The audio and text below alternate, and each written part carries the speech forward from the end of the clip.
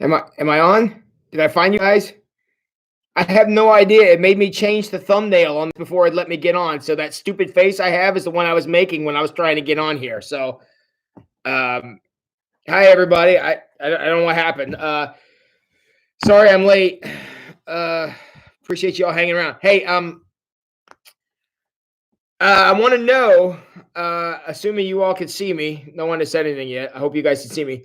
I want to know about what was like praying for God to break your appetite, because that's what we were doing. Anybody have any success with praying for God to break their appetite?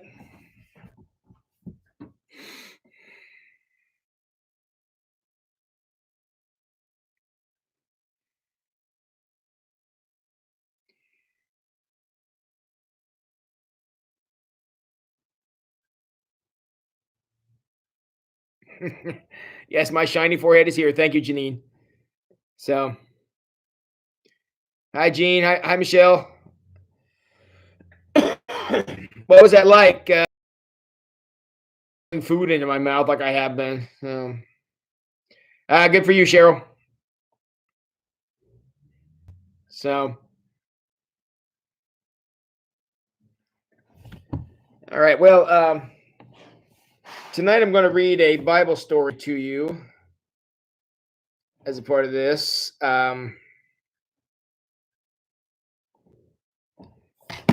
So we're going to be looking at Mark chapter 14. We're going to be looking at Mark chapter 14 tonight. We're going to look at Mark chapter 14 also tomorrow night, just some different sections. So, and then we're going to talk about, we'll finish up tonight about taking the dangerous prayer to the next step about praying for God to break our appetite. And yeah, popcorn's a tough one to get by, Candy. I'm going to agree with you on that one. So, okay. So, beginning our conversation here tonight, you had celery for a snack, Kim. I'm so sorry to hear that, but good for you, though. Hey, Kendra. Yes, I can see you. If you can see me, I think we're good here. So, all right, friends, playing it safe is what the first part of the chapter was about, and then he went on to talk about this story we're going to read from Mark chapter 14. It says, playing it safe, we risk missing something far more precious than our security and our comfort. What is that? What do you all think? What do we all risk? What do we risk losing when we play it safe all the time? What are we risking more than our security and our comfort? Because really playing it safe, that's what it's about, right? Is maintaining safety and comfort. What do we risk losing when we're trying to play life that safe?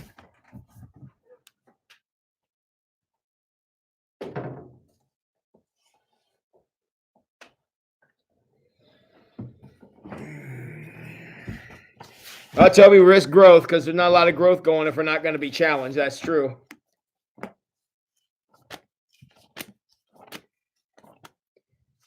Yep, Val Cisco would agree with you, Toby, and so would I.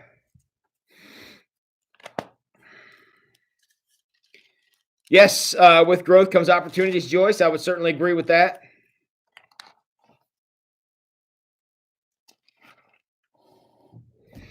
Opportunities, Janine seems to agree with you.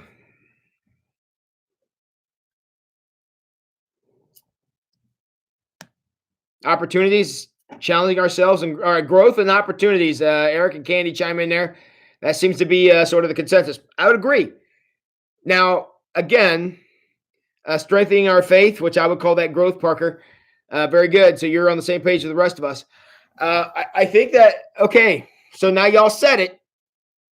You're going to have to embrace it. You're going to have to make it work because sometimes playing it safe, staying, coloring inside the lines all the time doesn't allow a lot of latitude, doesn't allow a lot of challenge, doesn't allow a lot of new opportunities, and certainly stunts growth.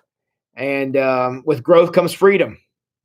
And with growth, as Gene said, freedom, as Matt says here, growing closer to God's will. It's all about, living into a new reality.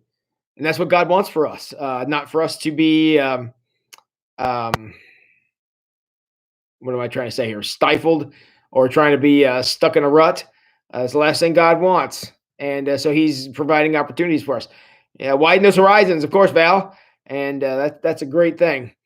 Now, one of the things that when we talk about breaking, and I thought it was extremely interesting. I had never realized because he talked about Mark chapter 14 tonight in this chapter. We're going to talk about two stories from Mark chapter 14. Talk about the first one tonight and the second one tomorrow night. So I would like to read to you the passage. And man, I tell you what, being in your 40s is super fun. But okay, so I'm going to read to you Mark chapter 14, verses 1 to 9. It was 2 days before the Passover celebration and the festival of unleavened bread. The priests and teachers of religious law were looking for an opportunity to capture Jesus secretly and put him to death. But not during the Passover, they agreed, or there'll be a riot. Okay, so all this has been set up, and they're all ready to go. So while on their side, they're kind of plotting this thing, then comes the first story, verse 3. Meanwhile, Jesus was in Bethany at the home of Simon, a man who had leprosy. During supper, a woman came with a beautiful jar of expensive perfume. Oh my, I'm going to skip a whole page here. She came in with a jar of expensive perfume. She broke the seal and poured the perfume over Jesus' head. Some of those at the table were indignant. Why has this expensive perfume been wasted? They asked. She could have sold it for a small fortune and given the money to the poor, and they scolded her harshly. But Jesus replied, "Leave her alone. Why berate her for doing such a good thing to me? You will always have the poor among you, and you can help them whenever you want to. But I will not be with you much longer. She has done what she could and has anointed my body for burial ahead of time. I assure you, wherever the good news is preached throughout the world, this woman's deed will be talked about her in memory." I can remember I did a sermon on this years ago, and I find it fascinating that Jesus says she did this great thing, and I mean, I'm not debating that she did do a great thing. And Jesus says, wherever the good news is preached around the world, this woman's deed will be talked in her memory. And Jesus really talks her up, is really excited. Will somebody tell me what her name is? Yeah, we didn't get that detail. Mark didn't bother to write that one down, but Jesus was pretty taken by it, even though Mark didn't bother to get her name. So just fascinating historical footnote there. But the idea here is that she did something amazing, and I have heard a lot of different interpretations of this passage, but I think Craig's for tonight and how he is going to compare this to the breaking that takes place later in Mark 14 during the passage on communion. I find this very interesting. So, all right. So, hold on here. So, two powerful scenes from Christ's life. And as I already mentioned, what is that? As I already mentioned, we're going to look at one tonight. We're going to look at one tomorrow night. So let's get to the one tonight. So in this passage, he's here having supper at, it says, Simon the leper's house. Who is Simon the leper? Somebody, who knows. But anyways, so they're having supper at his house. Being the fact that he's known as Simon the leper by the purity laws of the Old Testament, Jesus should not have been there.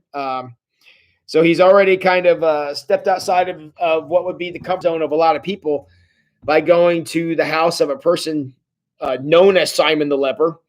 Honestly, we understand the idea of leprosy and the kind of social faux pas that goes with it, because COVID-19 is kind of the same thing. You have the coronavirus, and everybody's like, we're going to quarantine you, and you got to be outside, and blah blah blah. So it's interesting to see that. Hey, Beth Reedy, welcome. Candy, wasn't it Mary Magdalene? There's some tradition that says it was, but there's nothing in the text to say that was her name. So there's traditional interpretation is it was Mary Magdalene, but we don't know that. It doesn't say that here. And given the fact that she's named in so many other places, it just seems weird that Mark would not name her here. But again, yes, there is a tradition that says it was Mary Magdalene. But again, whoever it was, not named by Mark.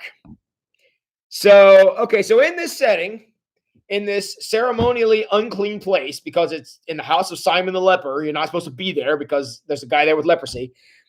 They're there having a meal, which is like second thing you're not supposed to do. Not only we're not supposed to go in there, but you certainly were not supposed to eat with this person.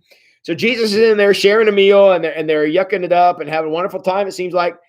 And then Craig says, in the paragraph that starts in the first example, he says, Mark describes the dramatic scene in which an unwanted visitor crashes the party. Unwanted visitor. Now let's put that in context. This is Simon the leper. we can't glaze over that. This is what's the cliche I want here? The pot calling the kettle black, maybe. For Simon the leper to say somebody's not worthy to be in his house, that ain't how that worked. So for whoever didn't want her there, they were people who should not have been there themselves. What I'm saying is to a person who should not have been able to welcome people into their home, to now have somebody there that they did not welcome. I mean, that's like lowest of the low. That's as far down as that goes. Do you understand what I'm saying? In that you have a person whose home nobody was supposed to be in, and then there's somebody there that they didn't want there. That's, it's again, I mean, since quarantining is something we're all hyper familiar with right now, it would be like the idea of somebody being in a quarantine. You don't have to say, I don't want you in a quarantine, because that's the nature of the quarantine. You're not supposed to be there. And I'm sure Jesus healed Simon the leper, Teresa. Again, I'm not saying that, but the fact that he was known as Simon the leper would have put a whole lot of questions about his reputation and his eligibility to have people over, particularly a rabbi of Jesus' stature. So, a good Jewish person would not have been there. Tax collectors, yeah, nobody liked them either. And, Cheryl, that which has that really changed in our modern times? I don't think so. But an unwanted visitor crashes the party. It was this woman who came in there, a woman of ill repute, a lady of the night. And, and she came in there, and Craig's interpretation, I'm going to have to be honest with you, Craig's interpretation of her was outstanding. I have never heard this interpretation of the lady there that night that he gives, and I may be bringing this back on a Sunday morning sometime, because I think it's just outstanding, and it's very much in line with our topic of this session about being broken by God, because this is a very clear example of what happens when we're broken by God and starting life. Linda Burkholder, welcome. Glad to have you. I had a little trouble getting on tonight too, so glad you're here.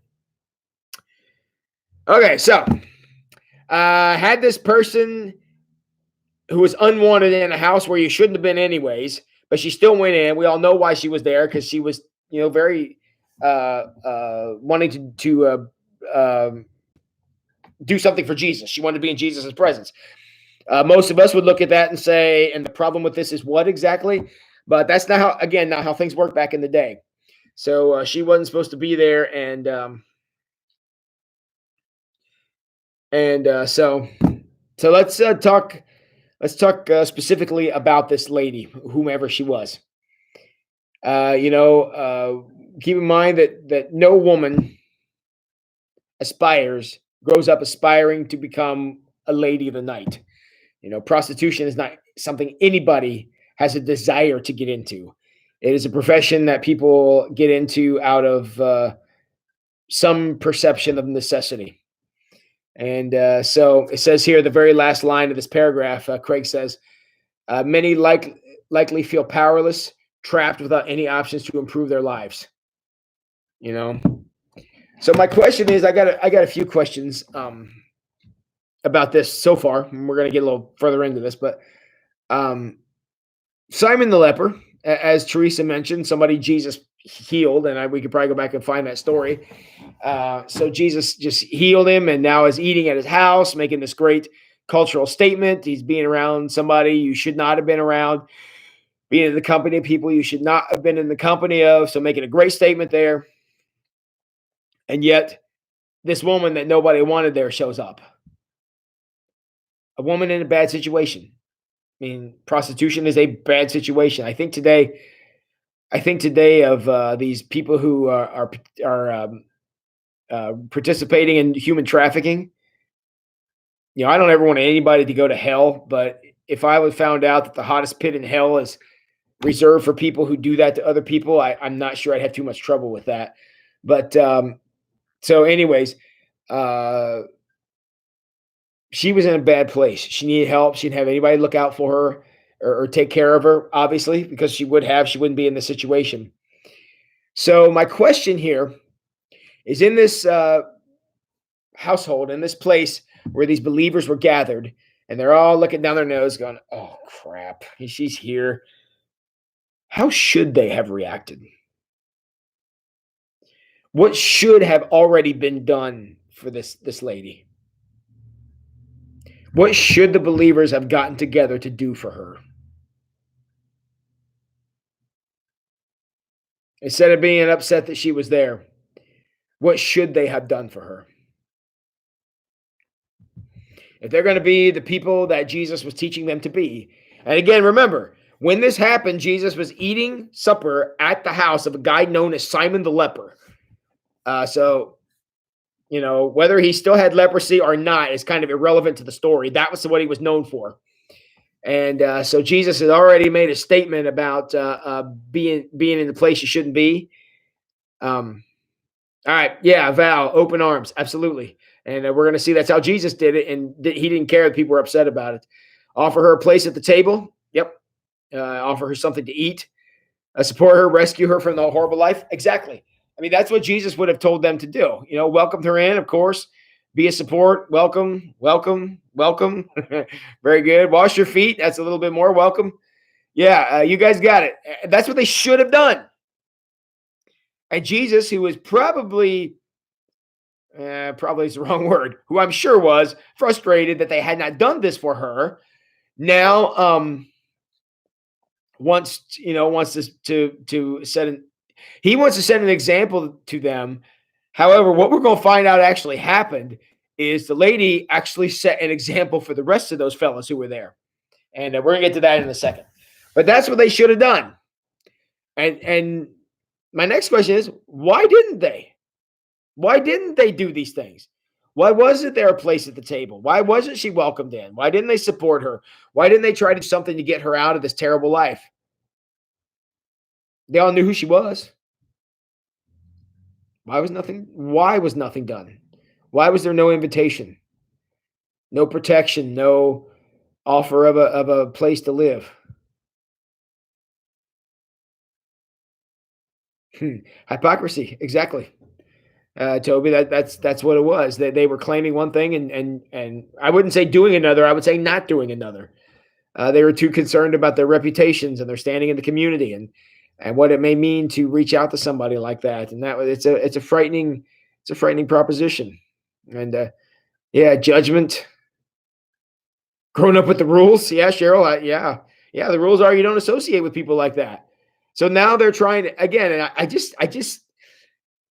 I'd never realized this before, but to try to throw somebody out of a leper's house, the lowest place you could go, the place God literally forbid you to go. If you go back and read the Old Testament, man, you go through the book of Leviticus. My man, Matt Clements and I have been kind of reading through some of that, and we just struggled our way through Leviticus not long ago. And man, some of those rules about mold and if it's red or if it's black and you scrape it off and it comes back and it's got to be this and that. There were so many rules about skin disorders because they didn't know about antibiotics or any of that kind of stuff. They didn't know that. So they had to be very careful with that. So for Jesus now to be in the home of Simon the leper, and then they say, well, that woman's not welcome in this place where nobody should be in the first place. What if Jesus has got to be going, oh, come on, guys, come on. We're not even supposed to be here. So if we're not supposed to be here, what does it matter if she's here? And I mean, sometimes when I read the Gospels, and maybe it's just because that's how I am, I almost read Jesus's frustration coming right through the pages because Jesus has got to be, just going like this because they'd already broken so many cultural norms. Why can't we break this one? We broke it for ourselves because we're getting to eat at Simon the leper's house. Yet we won't make that exception for her, and that is hypocrisy. Exactly. So yeah, they were afraid, Joe. I mean, who knows? Associating with people like that.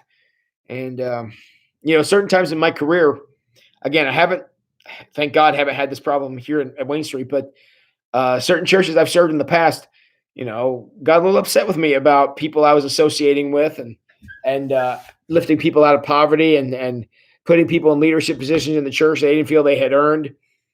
Um, I got in hot water over that, so I kind of know what that is to experience that.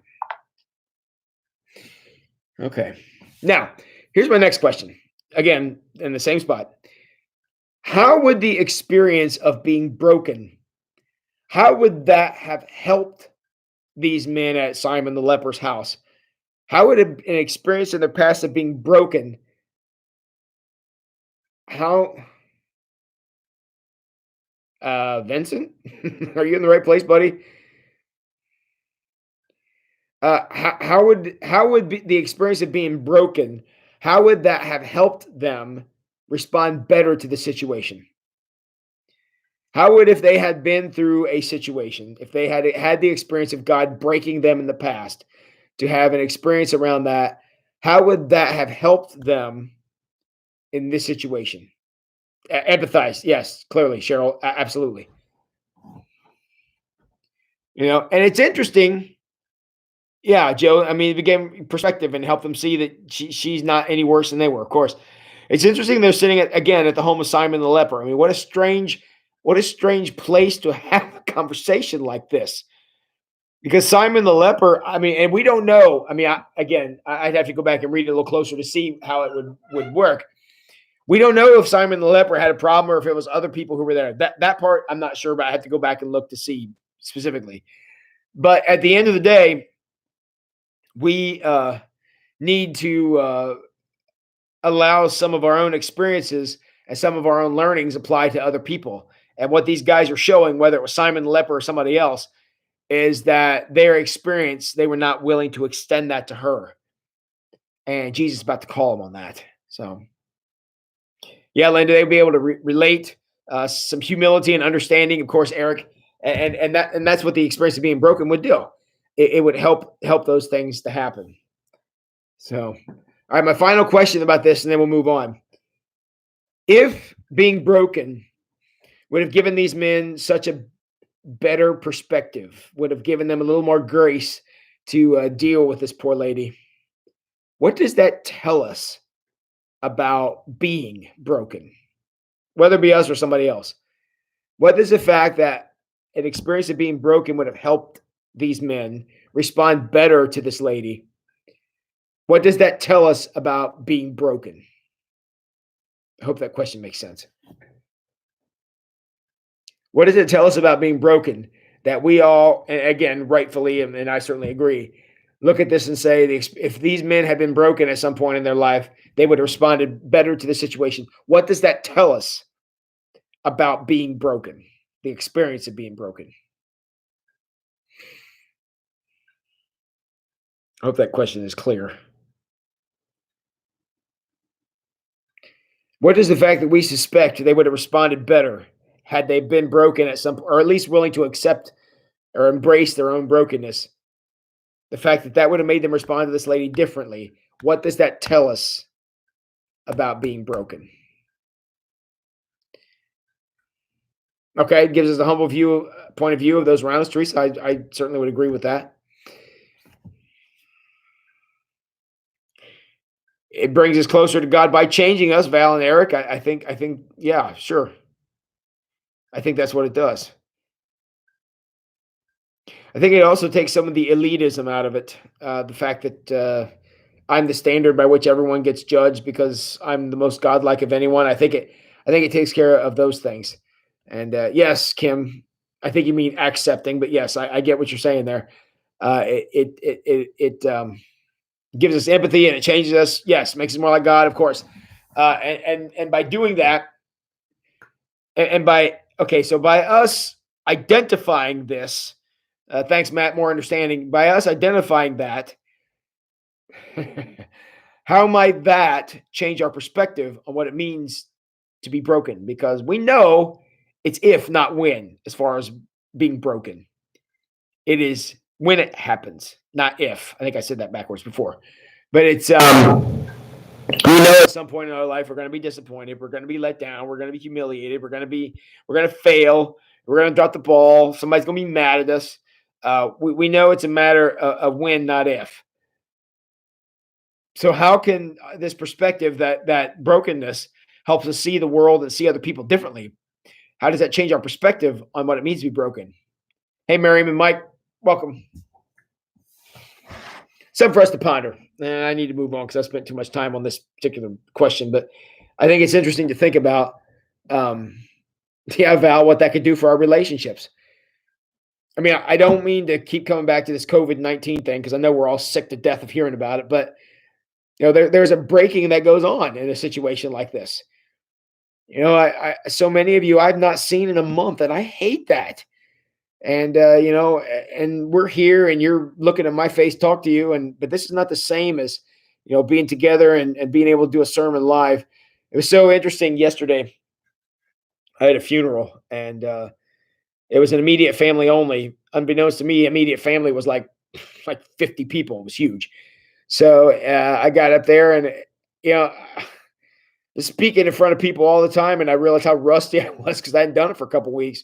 It's amazing how fast that stuff leaves you, and just makes me miss the happy times when we were together, and makes me look forward to some of those happy times again. So, sure, Linda, that brokenness gives us the chance to understand where other people are coming from, and that's a big help. So,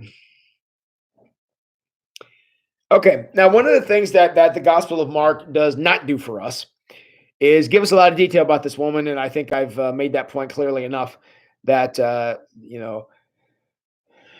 we're not even told her name. Again, as Candy mentioned, traditionally that's been Mary Magdalene. It very well may have been, but for whatever reason, Mark names her in other places and did not name her here. And again, that could be very well happen. But whoever it is, we don't know much about her. We don't know when she was converted. We don't know what the situation around that conversion was.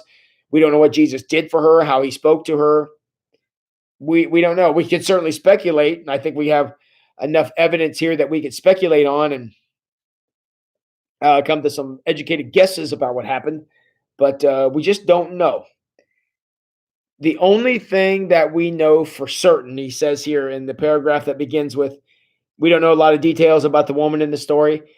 Skip down about to the next to the last sentence in that paragraph. He says, the only thing we know for sure is she met Jesus. The only thing we know for sure. And the rest of it we can speculate on and probably speculate very accurately, but that's the only thing we can say for certain is somewhere along the way, she met Jesus. And yeah, Matt, CR is a great place for that kind of acceptance to happen, and that's what that ministry is designed to do. So that's very cool. So, so whatever was that happened, we know she had an encounter with Jesus because of what she was about, what she's about to do. Which again, I think Craig's take on what she does here is fascinating because I'd never thought of it this way before. But so whatever the experience with Jesus was, whatever educated guess you want to say about the conversation they had, or maybe Jesus healed her, or she heard him preach a sermon, or saw him do whatever it was. How did the message of Jesus, how was that different from the message she seemed to be getting from every place else? How is the message that she got from Jesus? And again, y'all know Jesus well enough to know what his message was. And, you all can make some pretty educated guesses about how the world had treated this poor woman. How do you think, or how do you contrast the message she got from Jesus about her? How was what she heard from Jesus about herself different from the message she was getting from the world? How is it different?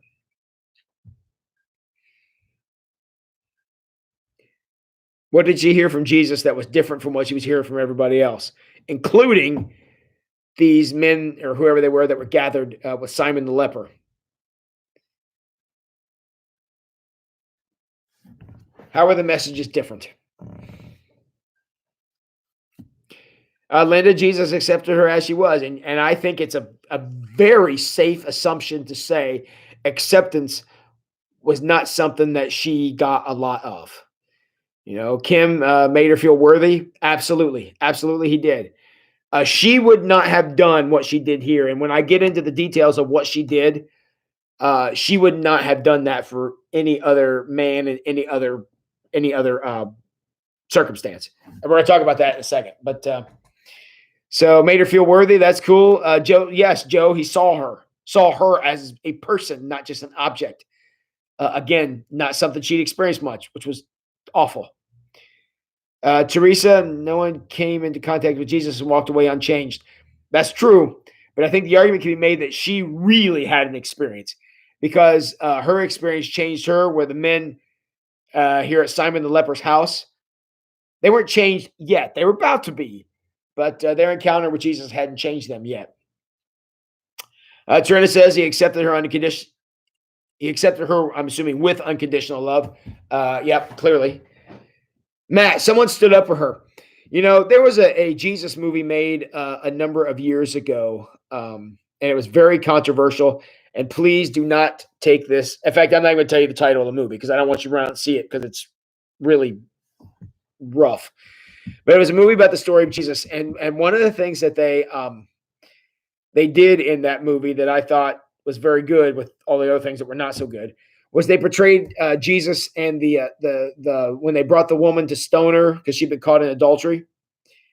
That scene was amazing because it was portrayed just a little different than how it was in the Bible, but I think it was very accurate to the story in that they were just stoning her. It wasn't like they were challenging Jesus. Jesus actually jumped in front of her and laid on top of her, and some of the stones actually hit him first before they stopped throwing the stones. And that's when he says, "Look, let's do this." But the whole whoever doesn't have sin, throw the stone first. And it was really great. It's a really great portrayal because he put it on the line in that portrayal, and it was really good. And I think it made Jesus seem very real, but it also made him seem very unpredictable because the disciples were like, "Jesus, what are you doing?" And it was just it was really really an amazing scene. But he saved her life because they were in the process of killing her when he jumped in. So yeah, Matt, having somebody stand up for her probably didn't happen much. Unconditional love, Joyce, I could agree with that for sure. Open arms that she should have been receiving before. And justify, yeah, Cheryl, he justified her presence by telling these guys, "Hey, boys, it's okay that she's here," and nothing was going to be taken from her. Again, probably not something she'd experienced too often. So, all right, very good. Okay, so one of the parts of the story we always kind of glaze over, and I know I am guilty of that myself, is this perfume. I'm sure that none of you are going to find it shocking that I don't know much about perfume. I don't wear it. I don't buy it. I don't necessarily care for it that much. And I'm sure that that's all I need to say about that. So, given how little I know about perfume, I know a lot, though, about how much a year's wages are. That one I know a lot about. So I know any single object that you can have that's going to cost you that much. That's a lot of stuff. I'm thinking about how much my house cost, how much, well, not necessarily my car cost, but how much a new car would cost. And it's a lot of money. So if she had something that was that valuable and she broke it, I don't know what kind of containers perfume were stored in the ancient world, but I'm pretty sure whatever that container was, it wasn't meant to break open like an egg. I'm pretty sure about that. So when she broke that open, any of you who've ever dropped a glass with any kind of fluid or liquid in it, you know what that does. It don't go back like it was before. It's busted and all over the floor. I mean, that's a game we've all played. So once she broke that, there was no turning back because not only was the perfume clearly not going to go back in the broken jar, but all the aroma, all the smell, and you can imagine it was probably intense. Um, Filled the whole house, out in the street. Those guys are probably sitting around the table going, people are going to be walking by this house wondering what's going on in here. They walk by and smell something smelling like that. Craig even talked about, and I did not know this, that uh, the perfume was sort of a um, open for business sign for the prostitution world back in those days. I did not know that. I think that's an interesting thing. So that kind of smell coming out of that place with all those guys in there, I'm sure that would have been a difficult thing. So the idea here is that once she broke that, I mean that's literally point of no return. So if she broke it and those guys said, "Get this out of here," she's not going to be able to take it with her. She busted it. So yeah, Kim, she gave Jesus everything she had. She broke in an alabaster jar. Exactly. So um, there was no turning back. Once she broke that, you can't catch a waterfall in your hands. And so she gave it all up to give to Jesus at this moment. And so there was the value of the perfume. So, I mean, I don't know that we need to have a discussion on the financial investment she now has in this. That's a lot. That was probably, I mean, I don't want to say a lifetime supply of perfume because, I mean, honestly, I don't think you need that much. I mean, we've all been around somebody who had on too much, and you don't just smell it; you cry about it because your eyes water. I mean, we've all been there, and so so that much perfume would have been, again, a lifetime supply. She probably never needed to buy perfume maybe ever again. And so to give that up, that's a significant financial investment.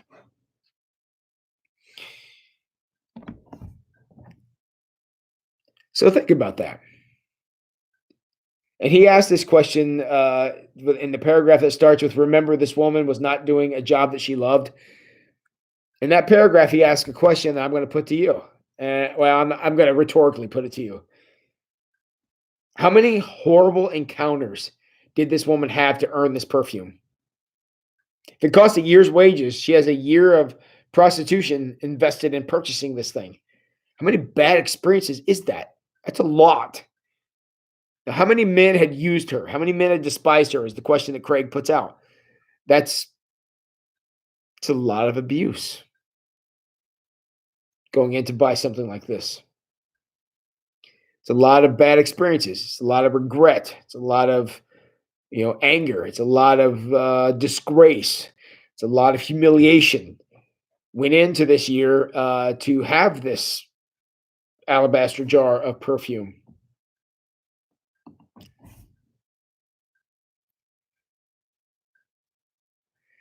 And she took that and she gave it away.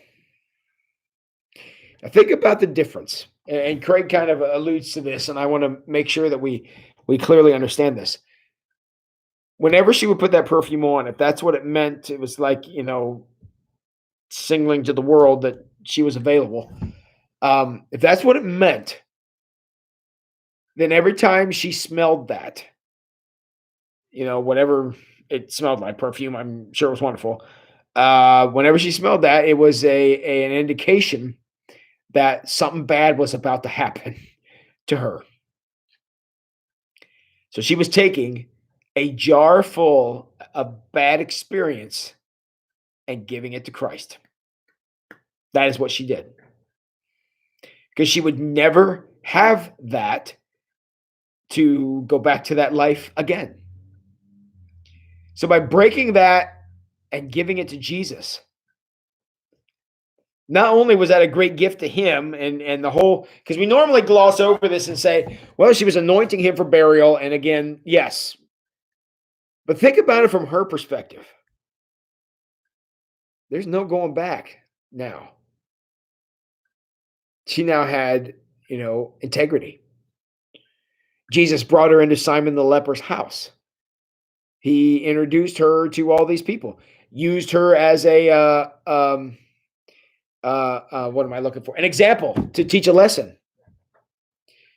And he even said, "My gospel will not be complete without her." So basically, he's saying, guys, if you think anything of me, you think the same thing of her. She's now a part of your group, and I expect this to not be an issue ever, ever again. This is the ultimate example of taking an old life, breaking it, and giving it to Christ, and Him saying, "Okay, thanks, I ain't giving it back." It's an entire future of bad experiences, entire future of abuse and humiliation and degrading, all this stuff. It was a whole future that was going in that direction that she gave up when she broke the jar. So, yes, it was awesome of her to anoint him for burial. I mean, even though he was still alive. And I'm sure that the smell of that perfume was strong enough that he could probably still smell it from the cross. When he's gasping for breath, dying of congestive heart failure, hanging from the cross, his last few breaths could have still had some of that aroma in it, reminding him of what she had done, reminding her that she was a life that was never going to be the same because of him. One of zillions that were never going to be the same. So she gave up that life by breaking that jar. It's almost as if she broke that jar in front of Jesus to say, "Look what I am now. I ain't this anymore. I'm something else." And that happened because he broke her life. I wish we had her story. Was she the woman caught in adultery that Jesus saved? Maybe. I don't know who she was. But somewhere along the way, she had an encounter with him that moved her so much that she says, not only am I leaving my old life, my old degrading, horrible life behind, I am breaking it before I go because I'm not going back to it. Yeah, Val, she experienced a rebirth, starting over of life. He gave her a second chance. And yeah, I mean, Cheryl, he carried that perfume with him on his back along with the cross. And again, what a beautiful image, because that's exactly what he did for all of us. He just did it physically for her. Great symbolism, exactly, Val. And yeah, Jesus meant a lot to her, Linda. I certainly agree because, I mean, he treated her like a person. To somebody who's not been treated like a person, you have no idea what a powerful experience that is. Yeah, Joe. Yep, she put a marker in the ground, and that marker was broken pieces of an alabaster jar, and the ability then to go forward and have a new life. And Jesus knew it worked because she didn't have the perfume anymore. My friends, this is what it means when we say God breaks a life. Jesus broke this woman's life, broke it. And when she realized how broken that life of degrading humiliation was, once she realized how broken that was, she said, "I don't need this no more. Now I got a lifetime supply of this crappy perfume I don't want anymore. So I think I'll just give that to Jesus. Break it and pour it on his head and wash his feet with it and all that stuff." What an amazing image. He was bathed in her sin, or what was going to be her sin. Beautifully broken, Val, beautifully broken, and yeah, given a chance at a new life. And again, I wish we had more of her story, because I'm assuming that her whole story started that Jesus started searching her. I mean, we know he met the woman at the well, and he knew about her situation and told her all about it, even though she didn't tell him first. So I'm sure that this woman's experience was something similar to that one, or maybe she wasn't even the same person. We don't know. But in the midst of all this conversation, life changed. But you have to realize her old life was broken by Christ, broken into little pieces, just like that jar. That's what it means. And I know some of us have been struggling with what it means to be broken, and we're not done with this yet, but that's what it means. You know how much of her broken life that she missed? None of it. She didn't miss the men. She didn't miss their degrading and dehumanizing behavior. They're looking at her like an object, like a purchased product. She didn't miss any of that. But you know what she did miss? She missed the way Jesus looked at her, like a person. I mean, she missed that, and that's why she kind of understood probably better than the other guys at Simon the leper's house. She understood what was coming, and she wanted to give him one last gift. That's why Jesus even says, "Look, guys, you're gonna have to pour forever. Do something for them anytime you want. This is something special going on here. The gift here is the gift I gave her by breaking her life, and she's now showing me just how broken that life is by giving up the last piece of it that she has." It's a pretty profound story. I had never read it in this light before. I think Craig's interpretation here is masterful. I really enjoyed this chapter, and I thought he did a really just remarkable job with it. So, okay, I think I got a little ahead of myself here.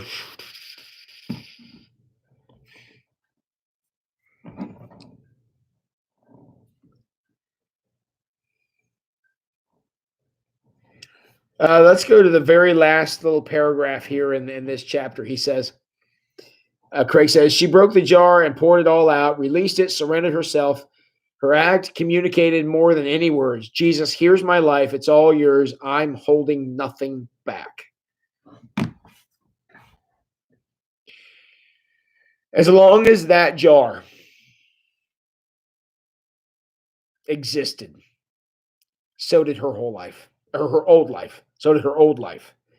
As long as that jar existed, so did her old life.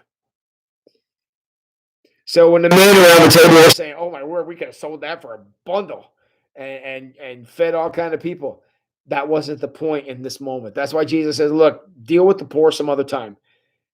This right now in this moment, what this gift that she's given is about her. It's about breaking that life, saying I'm never going back to that. Nobody's ever going to treat me that way again." And it was a profound statement. And those are the only kind of statements that you can make after having your life shattered, broken, taken apart.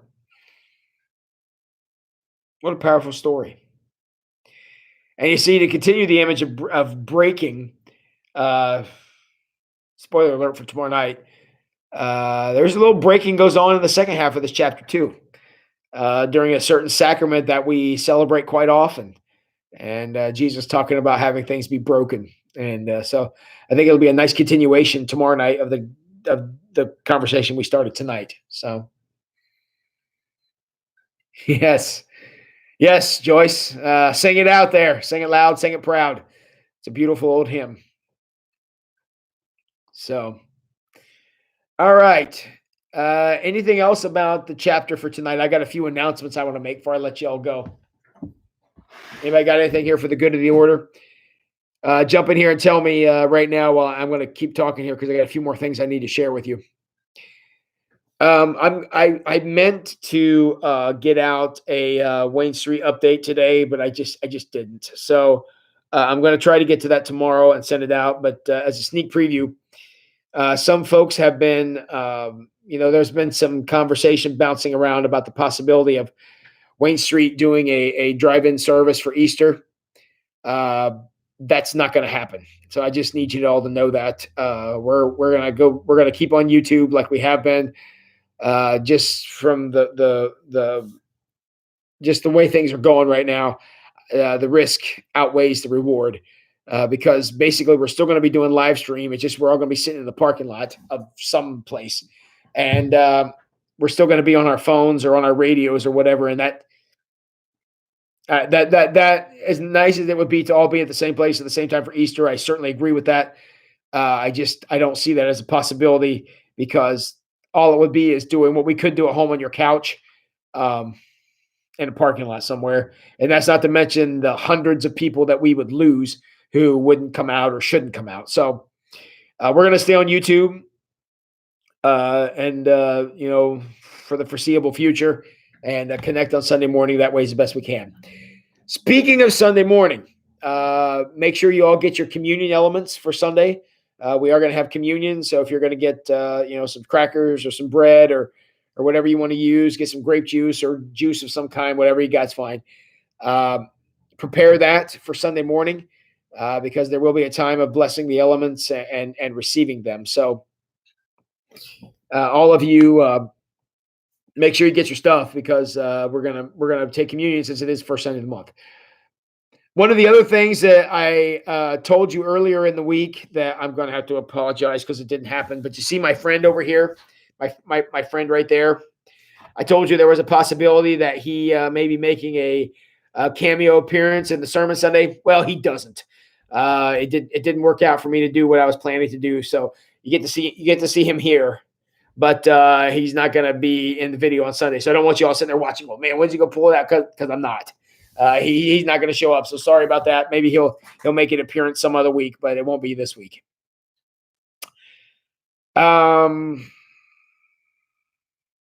Seems like there was something else. Does anybody remember anything else I was supposed to tell you? If you know, write it in the comments because I feel like there was something else I was supposed to say. Oh, yes, there is one more thing I want to say. We were talking last night about the possibility of what we want to do after this is over. Since Dangerous Prayers is set to run out, I think by my count, April the 15th, I think, is the last night we'll have a available chapter. If there's still interest, and again, if you guys are still coming, I'm not going to do this if nobody's here, but you guys have been awesome about showing up. So as long as we get enough people logged in and enjoying this and something you want to continue, I was thinking this morning, and I just was racking my brain because the topic of this book and the way this book is written is perfect for what we're doing here. And I was trying to think of another book that I knew of that would be set up in this way, that would be real easy to do in this format. And I wasn't coming up with anything. And I was out running earlier today, and I was going down the towpath and was thinking about a book we want to do. And all of a sudden I realized, we as Christians have this great big book that we all have a copy of. So I think what I may want to do is I would like to switch from a book study to a Bible study. So after when Dangerous Prayers is over, if there's still interest and people who still want to do it, we're going to transition to a Bible study. And my thought is we're going to track the story of Joseph of Coat of Many Colors fame. His story is just amazing. And as I was running this morning, I started thinking about, because I did a sermon series on Joseph at Forest Park, and it was my favorite sermon series we ever did. I really love Joseph's story. He's not Nehemiah, because you all know I love that guy, but I think that Joseph's story is all, and the subtitle is going to be how to cancel a famine, because that's what he does. He cancels it. And so that's what I think we may want to do. So, and since I'm going by the working assumption, y'all have a Bible in your house, we'll be able to find out how that's going to work.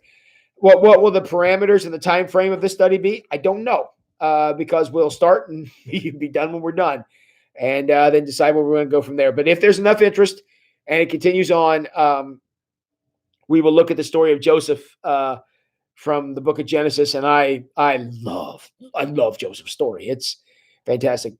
In a nutshell, I'll give you a spoiler alert. How do you cancel a famine? You never, ever, ever quit. That is the story of Joseph. The man, didn't matter how far down he got, he never quit. And